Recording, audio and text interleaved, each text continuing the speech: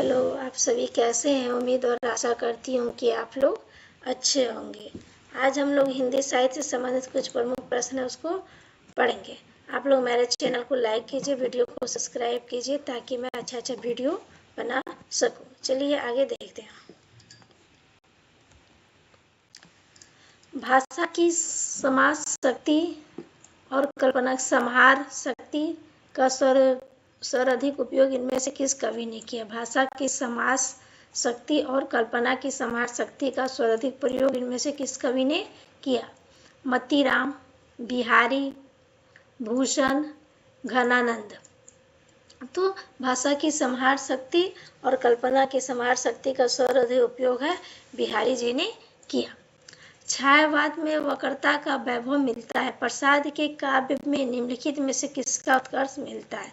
छायावाद में वक्रता का वैभव मिलता है और प्रसाद के काव्य में निम्नलिखित में से किसका उत्कर्ष मिलता है? चमत्कार, चारुता, अभिव्यंजना। तो क्या प्रसाद के काव्य में अभिव्यंजना मिलता है? इनमें से महाभारत और हरिवंश का हिंदी पद में अनुवाद किस कवि ने किया?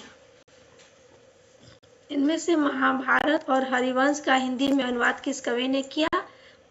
ब्रजवासी दास, गोप, हरनारायण भूषण।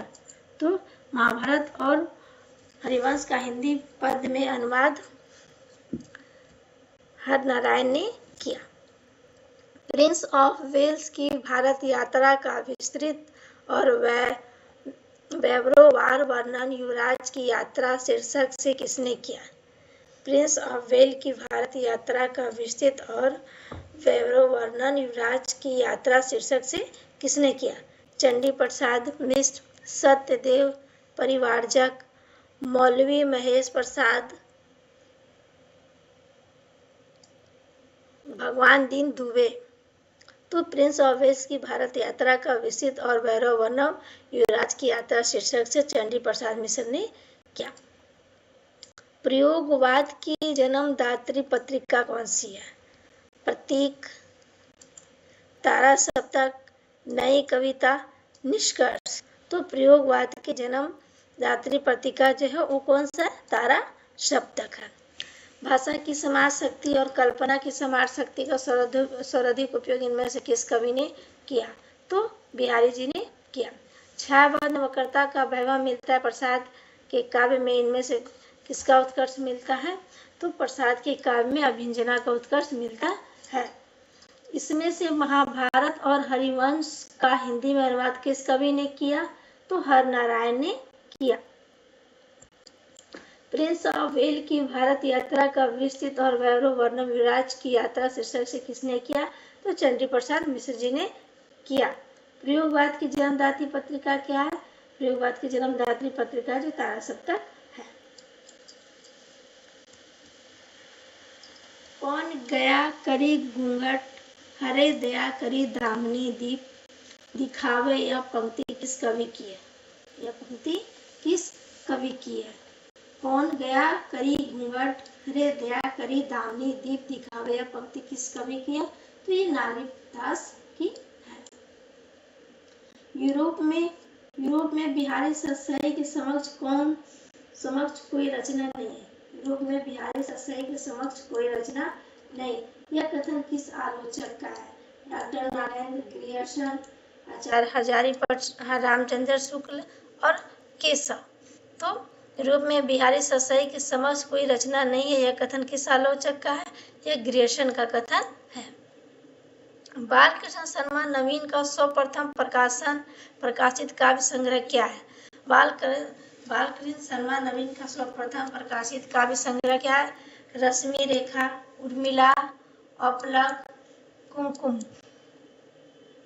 बालकृष्ण शर्मा नवीन का सर्वप्रथम प्रकाशित काव्य संग्रह कुमकुम है।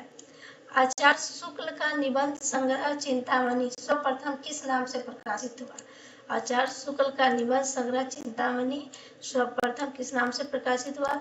विचार विधि, विचारक विवेक, विचार हेतु, विचार वे। तो आचार्य शुक्ल का निबंध संग्रह चिंतामणि जो है विचार विधि के नाम से प्रकाशित हुआ। फ्रेडरिक पिंकार्ट भारत में किस भाषा के समर्थक थे?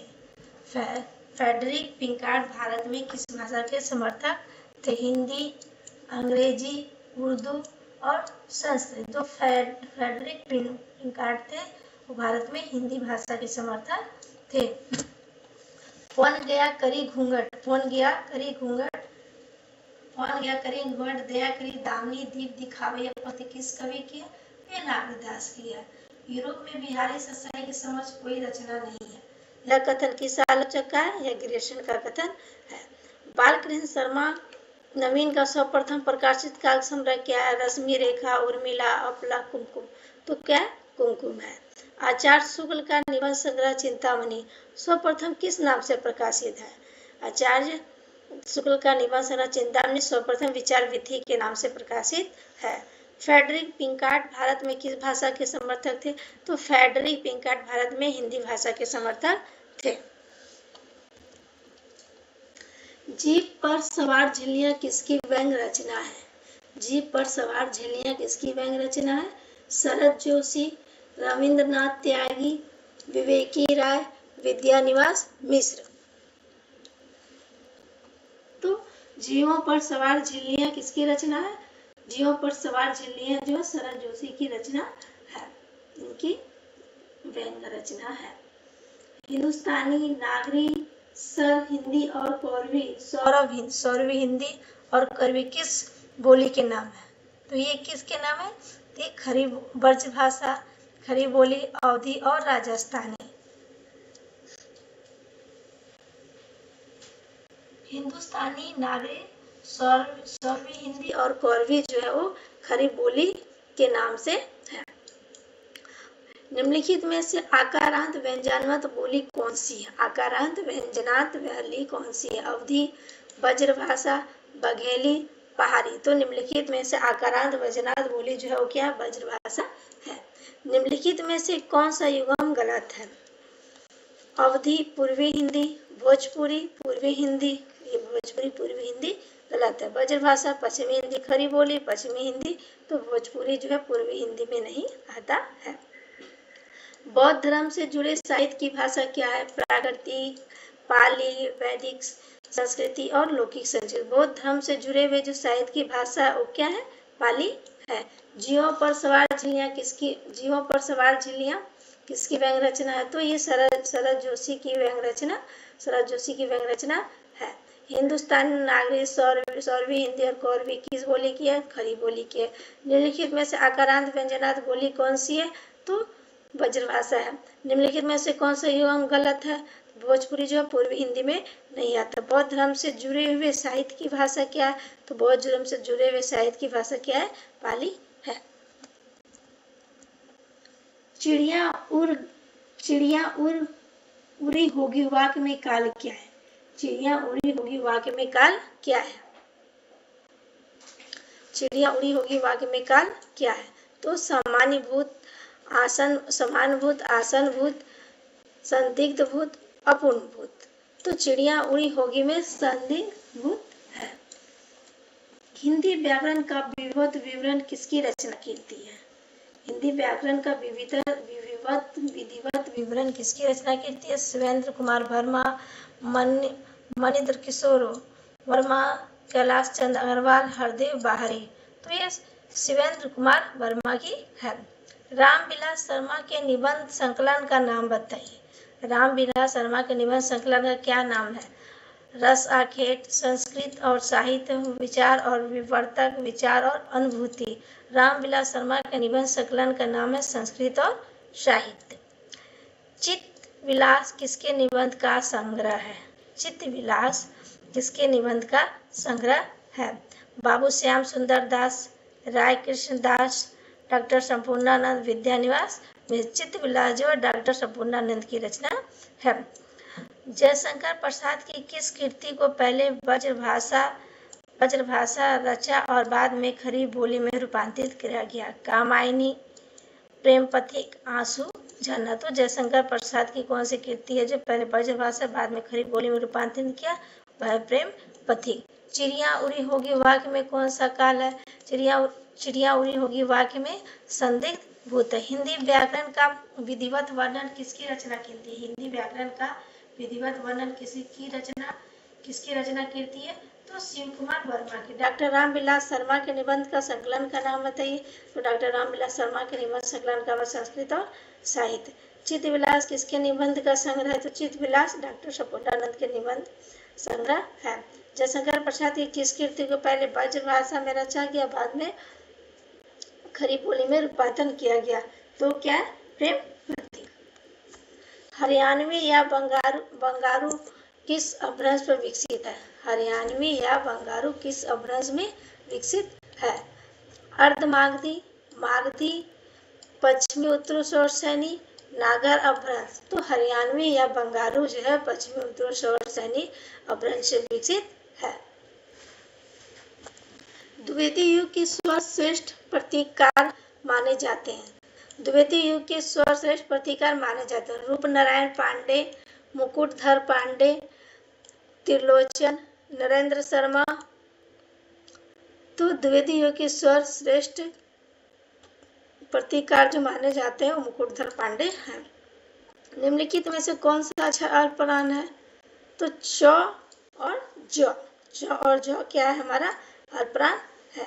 लघु मानव की महत्ता का प्रतिपादक कवि इनमें से कौन है? लघु मानव की महत्ता के प्रतिपादक कवि इनमें से कौन है?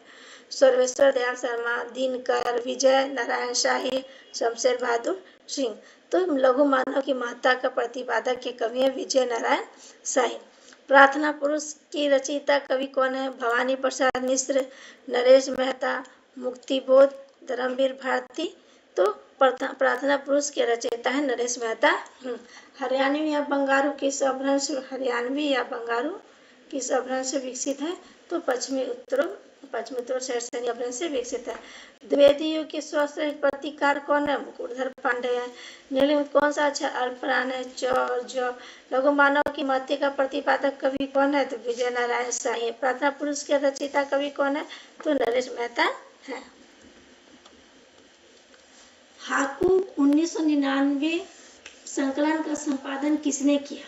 हाकू 1999 संकलन का संपादन किसने किया? डॉक्टर कमलेश्वर भट्ट, डॉक्टर महेश तिवारी, वीरेंद्र मिश्रा, रविंद्र भ्रम, डॉक्टर कमलेश भट्ट। तो हाकू 1999 संकलन का संपादन किस कवि ने किया? डॉक्टर कमलेश भट्ट ने किया। अज्ञेय को साहित्य अकादमी का पुरस्कार किस रचना पर मिला? हरी घास पर क्षण भर, इत्यालम, चिंता, आंगन के पार द्वार। तो अज्ञेय को साहित्य अकादमी पुरस्कार जो आंगन के पार द्वार पर मिला। निम्नलिखित में से सघोष वर्ण कौन सा है? ग, घ, क, ख, प, भ, स और श। तो ग और घ है क्या? सघोष वर्ण है। पुरित पराग सो उतरो करे, राई लोन कजली नायिका लाती, सिर साड़ी दे। यह पंक्ति किस कवि द्वारा सृजित किया गया है? देव घनानंद आलम सेनापति। तो पुरित पराग सो उतरो करे, राई लोन कजली नायिका लाती, सिर साड़ी दे। यह पंक्ति किसकी है? देव की है। भवानी प्रसाद मिश्र की कविता को किस संपादक में स्थान मिला? तारा सप्तक, दूसरा सप्तक, तीसरा सप्तक, चौथा सप्तक। तो भवानी प्रसाद मिश्र की कविता को दूसरे सप्तक में स्थान मिला। हाकू 1999 संकलन का संपादन किसने किया? तो डॉक्टर कमलेश भट्ट ने। अज्ञेय को साहित्य अकादमी पुरस्कार किस पर मिला? आंगन के पार द्वार पर मिला। निम्न में से सघोष वर्ण कौन है? गौर घ। पुरित पराग सो उतरो करे, राई लोन कज कली नायिका लतानी, सिर साड़ी दे। तो ये किसकी है? देव की पंक्ति है। भवानी प्रसाद मिश्र की कविता को किस संपादक में स्थान मिला? तो भवानी प्रसाद मिश्र को दूसरे संपादक में स्थान मिला। तो हम लोग आज हमारा क्वेश्चन ये खत्म होता है। आप लोग मेरे चैनल को लाइक कीजिए, वीडियो को सब्सक्राइब कीजिए ताकि मुझे मोटिवेशन मिले और मैं आपके लिए अच्छा वीडियो बना सकूं।